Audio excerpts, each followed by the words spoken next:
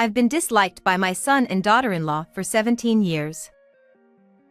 My husband has already passed away, and I've endured it all without anyone to confide in. Initially, I tried to advise my son and daughter-in-law about finding jobs, but each time I did, I faced violence, so eventually, I stopped trying. For me, my grandson Tim was the only source of joy, and raising him was my sole purpose in life. Now, he is graduating from high school and is leaving home soon. So, I made the decision to leave my son and daughter-in-law's house quietly and move to a new place with strong reductants. I resolved to spend the rest of my life alone. Then, I got a call from Tim. Happy graduation. Congratulations on your graduation too, Grandma. Those words meant more to me than anything else. They made me feel like all my struggles had finally been worth it. But that wasn't all. Not only did I have a plan, but Tim did too, and thanks to that plan, I would be saved. I am Melissa. I lost my husband 12 years ago, and now, at the age of 59, I still work in a small to medium-sized company. Honestly, continuing to work with an aging body is quite challenging, but I have reasons that I have to keep going. I live with my son Mick, his wife Bella, and their son Tim. Mick is already a grown man, but perhaps my parenting wasn't effective, as his behavior hasn't been great. He started going off track when he was in junior high, and although he managed to get into high school, he kept getting into trouble with teachers and classmates. When he was a senior, he met Bella, who is 2 years younger than him, at a video arcade he used to hang around, and started dating. Then, he got her pregnant. By the time I realized it, it was already too late, and there was nothing I could do. The day Mick and Bella confessed it to me, I felt dizzy with shock. While I had heard of high schoolers getting pregnant in dramas and anecdotes, I never imagined my own son would do such a thing. Even my husband, who was alive at the time, was furious at our son's selfish actions, and it escalated into a physical fight. He was a strict man, so he found our son's misbehavior even more intolerable. Moreover, he must have felt guilty about our son's actions, blaming himself for his upbringing. From that time on, he threw himself excessively into work and began drinking heavily, ultimately shortening his lifespan. I went to apologize to Bella's parents, but it seemed they were also struggling with her behavior and decided to cut ties, not wanting to be involved any further. As a result, Bella, with nowhere else to go, naturally ended up living in my house. Even after Tim was born, they showed no intention of moving out. They would often ask me for money and then disappear, spending their nights out until the early hours. Initially, I hoped they would develop a sense of responsibility as adults. Regardless of the circumstances, I believed that once we became a family, we should support each other, and above all, I couldn't let go of the wish for them to become responsible adults. No matter how much I tried to reason with them, they not only ignored me but also resorted to verbal abuse and, at times, even violence. As these incidents continued to occur, I found myself more afraid of their violence than trying to reason with them. Honestly, I felt like a failure as a mother. However, with no one else to turn to for advice, my mind was consumed with just getting through each day without any trouble. Consequently, they never made any effort to work, and even when they did, they never lasted long in any job. With their irresponsible behavior, it was natural that they couldn't possibly take care of Tim, leading to a state of neglect. Therefore, I ended up being the one raising Tim as a parent. Children have a way of being endearing, and even in the midst of busyness, just thinking of Tim's face gave me the strength to carry on. Perhaps there was also a sense of atonement in my actions. Because I couldn't raise Mick properly, I wished for Tim to live happily. It seemed that Tim understood my feelings, as he grew into an amazingly well-behaved and obedient child. And whenever we had a long holiday, I would take Tim on trips to Alaska. Why Alaska? Well, I had loved Mount McKinley since I was a child. No matter how much the times may change, seeing the majestic presence of Mount McKinley always fills me with a sense of empowerment. After losing my husband, I had been anxious about whether I could live a long life. I worried about who would take care of Tim if I died before he grew up. I was determined to live at least until he became an adult. So, I hoped to gain some of the mountain's power to live a healthier and longer life. As I took Tim with me on several trips, it seemed like he also developed a fondness for Mount McKinley. Occasionally, he would even beg me to take him to the spot where you can see Mount McKinley. Thanks to the power of Mount McKinley, I managed to take care of Tim without suffering any major illnesses. Since my son and daughter-in-law still didn't involve themselves in childcare, I attended events like kindergarten drop-offs and pickups, sports days, and parent-teacher meetings. Because they were so absent, the teachers at Tim's school thought I was his parent. Balancing work and raising a grandson was certainly challenging, but Tim never went off track like Mick did, and he grew quite attached to me. However, Mick's attitude towards me worsened with each passing year. Hey, I'm going out to have fun, so give me some money. No, that's for living expenses. When I refused and said that, Mick would reply, Shut up, old hag. Don't talk back to me. Then he would resort to physical violence, hitting and kicking me. Hey, hurry up and make dinner. Why are you resting?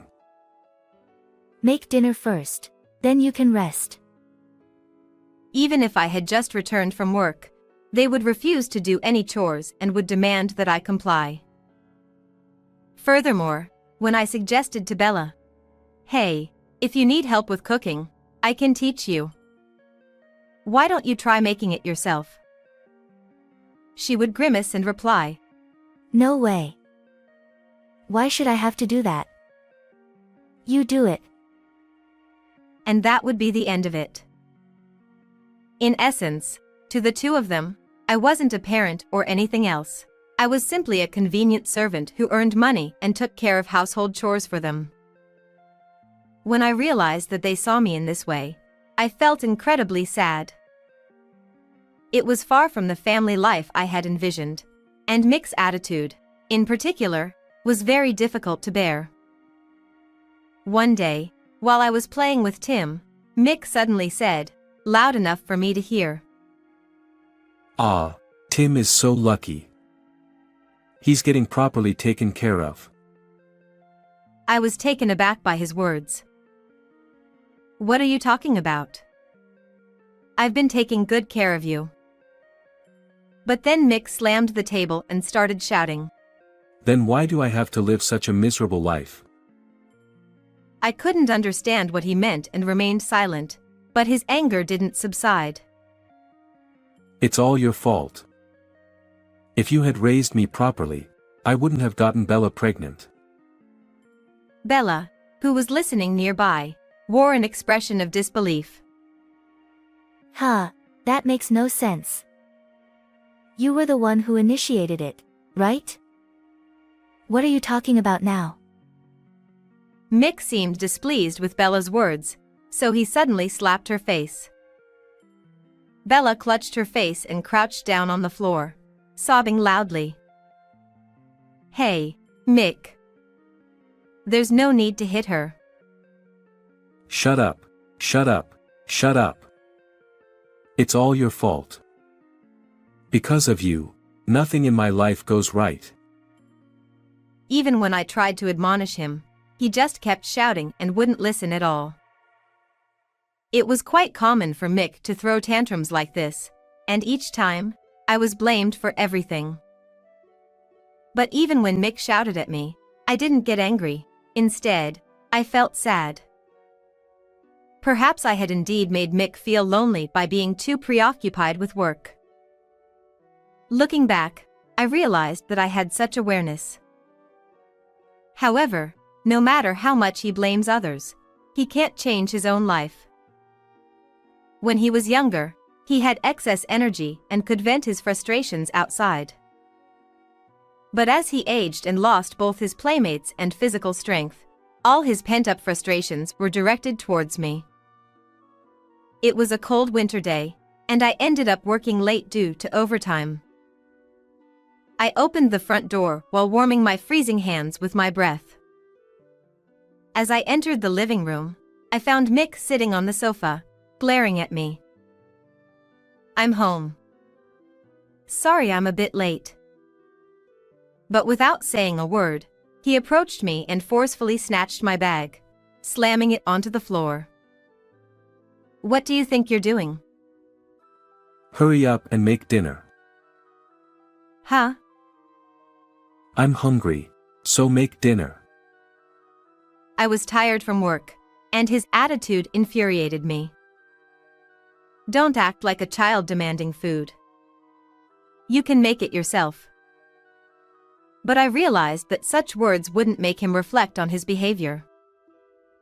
His expression changed with my words. Without a word, he grabbed my arm and began dragging me towards the front door. "Stop. It hurts." Without a word, he opened the front door and threw me outside. "Hey!" I yelled, but he closed the door and locked it. Since the house keys were in my bag, I couldn't get back inside. "Please, open the door," I begged, knocking on the front door. Then the door swung open. Just as I felt a moment of relief, he hurled a bucket of water at me. "It's freezing." "What are you doing?" The cold shock made me feel as if my heart might stop for a moment. How's that? It's cold, isn't it? Serves you right. Then, from inside the house, Tim rushed over in a panic. Hey, Dad, what are you doing? Shut up. Stay out of this. Despite Mick's angry shouts, Tim didn't back down. As I watched this scene unfold, it reminded me of similar incidents from the past. At that time, Tim had been scolded and drenched with water by Mick before being locked out of the house. When I returned from work, I found Tim shivering outside the front door and rushed to help him. I didn't want him to experience such pain again. "It's okay, Tim. It's nothing to do with you." Tim clenched his fists with frustration. Meanwhile, Mick, looking down on me, smirked maliciously. That's right. It's all your fault. Kneel down here. If you don't, I won't open the door until morning. Feeling both cold and overwhelmed with humiliation, my body trembled. But stubbornness wouldn't change anything in this situation. Mick would likely leave me outside for real. For the sake of raising Tim, I had no choice but to endure and kneel down. "I'm sorry. I apologize," I managed to say, almost choking on the words, as I knelt on the cold concrete. Small stones dug into my knees, and the cold seeped through my wet clothes, stealing away what little warmth remained in my body. Mick smirked with satisfaction, placing his foot on the back of my head. That's right, that's how it should be. Come on, make dinner. He said, laughing, before going back into the living room. Soon after, Tim rushed over. Grandma, hang in there. We need to warm you up quickly, he said, supporting my body. It was not uncommon for such incidents to occur. even if I wanted to resist, it was clear that my aging body would be overpowered. Yet, the reason I kept the two of them in my house was due to the guilt of not raising him properly. However, every time violence was directed at me, I couldn't help but feel pathetic, wondering how long this kind of life would continue. Every time I heard news about elderly parents being harmed by their own children, I felt a sense of fear, as if I was being shown my own future. That's why I decided that when Tim left home, it would mark the end of this difficult life. And that moment arrived sooner than I had expected. Tim, who was in his third year of high school, approached me one day with a discussion. Grandma, when I graduate from high school, I'm going to start working instead of going to college. I was surprised by my grandson's sudden declaration. Is that so? But is that really okay? If you want to go to college, I'll find a way. When I said that, Tim shook his head sadly. I'm glad you say that. But, Grandma, you're already retired, right? And my parents are like that. But don't worry. I'm not sacrificing myself for it. Tim's words made me feel unbearably sad, as if my heart were being torn apart. If only I had been stronger. If only Mick had worked like everyone else. Tim shouldn't have had to go through this. I'm sorry. I'm so sorry. I apologized to Tim, tears streaming down my face in shame. Fortunately, Tim's job hunt went smoothly, and he landed a position at a company in Los Angeles. He also secured accommodation in the company's dormitory. So, as soon as the graduation ceremony was over, Tim would be leaving this house behind. It seemed that Mick and his wife weren't particularly concerned about this development. I had been secretly planning and executing something since I heard about Tim. On the eve of Tim's graduation ceremony, as I was getting ready, Mick approached me. Hey, it's Tim's graduation tomorrow, and we're going. Huh? Why? Why?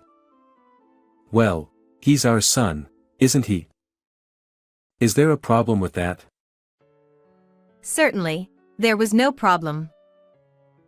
However, Mick, who had never properly taken care of parenting or attended school events, suddenly wanting to join felt suspicious to me. However, it would be strange to refuse their attendance for that reason.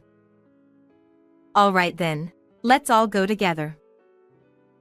Upon my proposal, Bella let out a small laugh and coldly remarked, What are you talking about? You don't need to come. Why not? Why shouldn't I go? I persisted, not understanding the meaning behind their words. Well, you know, graduation ceremonies can be pretty fancy. So, I want to dress up nicely. That's fine, but why can't I come? Because, you know, you'd be in the way. Why would I be in the way? Listen, they take photos, right? And if you're in the picture, it ruins the whole thing. Imagine a nice celebratory photo with an old woman like you in it. It just doesn't work. Bella's unreasonable excuse angered me. If they wanted to celebrate Tim's graduation without me, fine, I'd gracefully step back. But she's just pushing me aside to fulfill her own vanity. I've never once received a word of gratitude from my son and daughter-in-law. It's not like I need those words, but I at least wanted to celebrate Tim's milestone. Please. I want to attend the graduation ceremony. Yeah, I get it. I didn't graduate high school, you know. And that's all your fault. Exactly. It's really audacious of you. Just think about what you've done. I gave up trying to persuade them at that point. Any further argument would only lead to heartless violence. So, I had no choice but to suppress my feelings and back down. Grandma. Tim said, his face contorted with sadness. It's okay. Mick is right. Old people should stay home. And then, the graduation day arrived. After the graduation ceremony, Tim immediately is going to board a plane bound for Los Angeles to join the company and move into the dormitory. And since I'm also moving forward with my own plans, today might be the last time I'll ever see him. Grandma, I'm off. Do your best. Then, Tim left home with his parents. After seeing off the three of them, I immediately made a phone call. Thank you for your assistance. Actually, there's been a change of plans. No, it's just that my son and his wife are away, so I'd like to move my belongings while they're gone. I see, thank you very much. As soon as I hung up the phone, I began preparing for the move. Several tens of minutes later, I handed over the minimum necessary items to the movers who arrived at my house, and then I left as well. Yes, just like Tim, I had begun preparing to graduate from this lifestyle. I've already informed the company, and the new residence is also ready. I really wanted to tell Tim as well, but I couldn't bring myself to do it because I didn't know where Mick might hear it from. If I were to leave home, my son and his wife would never let me do it. That's because they would lose both their source of income and their housekeeper at the same time. I had originally planned to move out when Tim finished his graduation ceremony and my son and his wife were away, but since they left unexpectedly, I saw this as an opportunity. While I did have regrets about Tim, I believed he would be able to manage just fine, and I thought I could sort things out by sending him a letter. So, I decided to focus on resolving my own situation first. And my plan worked out well. Without being caught by them, I was able to move to my new house safely. It's located very close to that place in Alaska where Mount McKinley can be seen clearly. Since I'm going to live alone anyway, I've always wanted to live while looking at Mount McKinley until the time I depart from this world.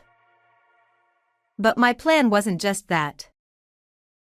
As I was taking a breather in my new home, I received a phone call from Mick. What? Has the graduation ceremony already finished? Cut the crap. Mick shouted angrily over the phone. When I got home earlier, a real estate agent showed up and told us to get out of the house. What's going on? Exactly as it sounds. I put that house up for sale. Fortunately, I found a buyer right away, so you two should move out soon. Why would you sell your own house?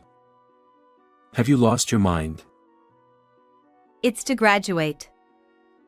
I've already moved out, so you two figure out what to do next on your own. Yes, I had not only moved out but also put my own house up for sale. Even if I left the house, I was concerned that my son and his wife would continue their indulgent lifestyle as long as they lived there. Despite receiving such terrible treatment, somewhere deep down, I hadn't given up hope that Mick would become independent. However, I realized that it was impossible as things were, so I decided to push them into a crisis situation. That way, Mick would inevitably have to work for his own livelihood, and Bella would naturally start supporting him. Whether my plan will work out remains uncertain at this stage. However, it should still be better than continuing to live in the same place indefinitely. Yet, it seems that Mick is unaware of my intentions. He continues to express resentment over the phone. Mick, are you suddenly abandoning your son like this? Are you even still a parent? I've graduated from being a parent. Stop talking nonsense. What about the money, huh? You sold the house, didn't you? Where did that money go? All of that money went to me. It's for my retirement fund. Mick finally seemed to understand his own situation, and he started to cry pitifully. Mom, I was wrong. I deeply regret what I've done. So please don't abandon me. It's impossible for me to find a job now. My heart wavered for a moment upon hearing my son's feeble words from the other end of the phone. But I steeled myself and remained resolute.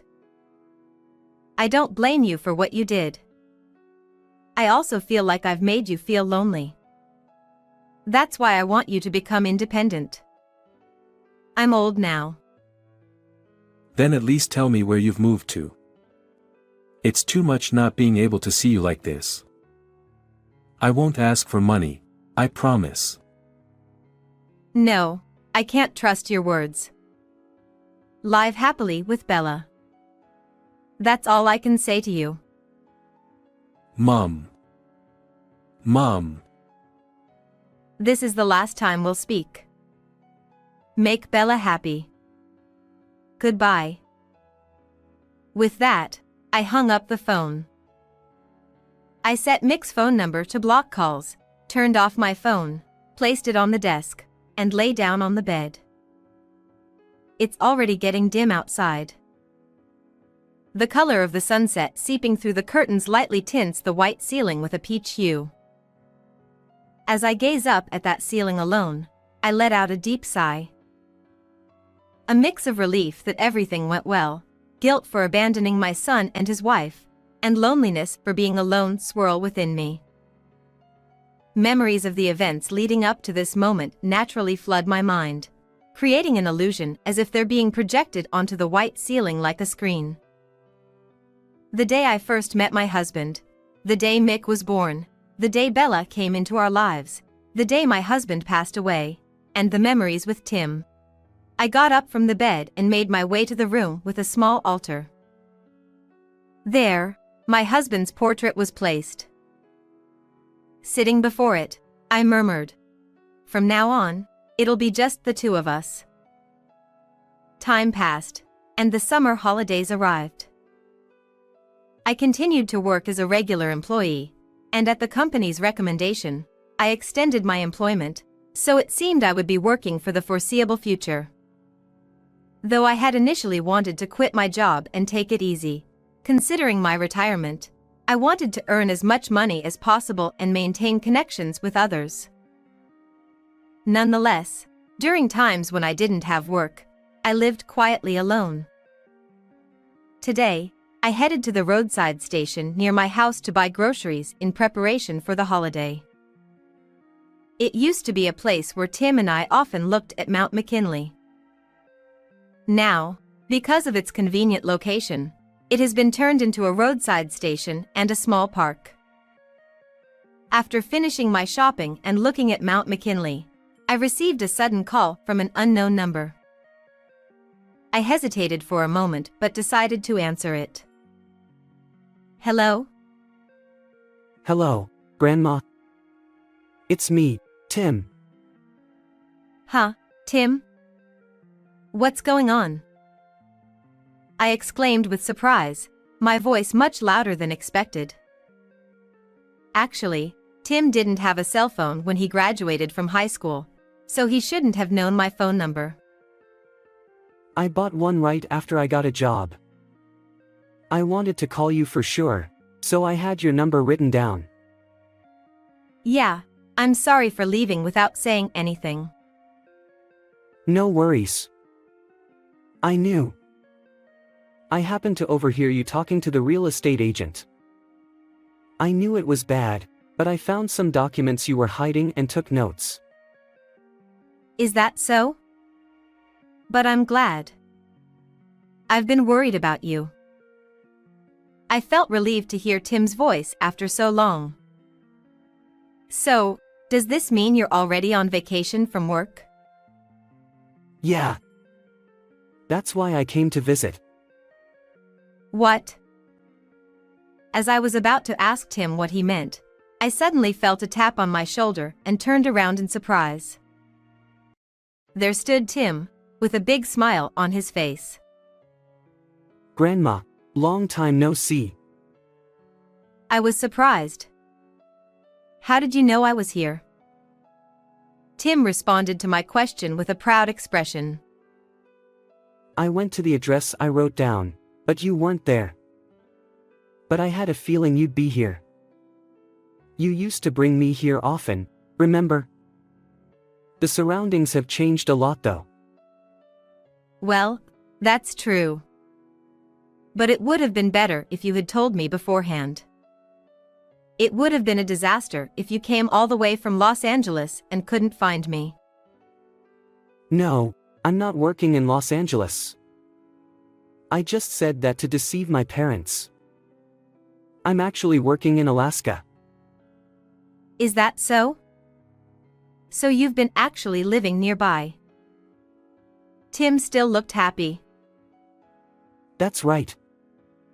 Grandma, you've been through a lot because of me. So from now on, I want to repay you even just a little.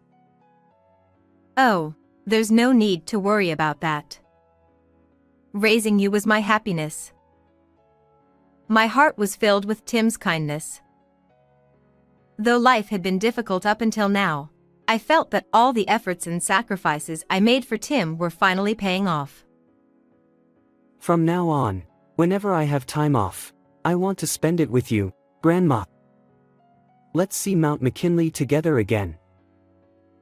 Yes, let's do that. As my grandson and I talked, Mount McKinley seemed to quietly watch over us. After that, whenever Tim had time off, he would stay at my place, and we would have a great time together. Being able to spend such moments was truly enjoyable, especially since I couldn't do so before because of the harassment from my son and his wife.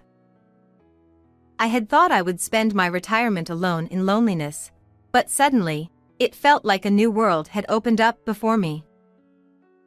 Before, I used to just stay indoors, waiting for time to pass, but nowadays I actively engage with my neighbors. Thanks to that effort, I've made new friends, and each day has become even more enjoyable. I was able to find out what happened to my son and his wife through old acquaintances. They may be struggling financially, but it seems they are managing to get by on their own, so for now, I can breathe a sigh of relief. Today, I'm planning to go to the place where we can see Mount McKinley with Tim again. It's been a series of hardships, but now I'm finally grateful to have peaceful days and live happily.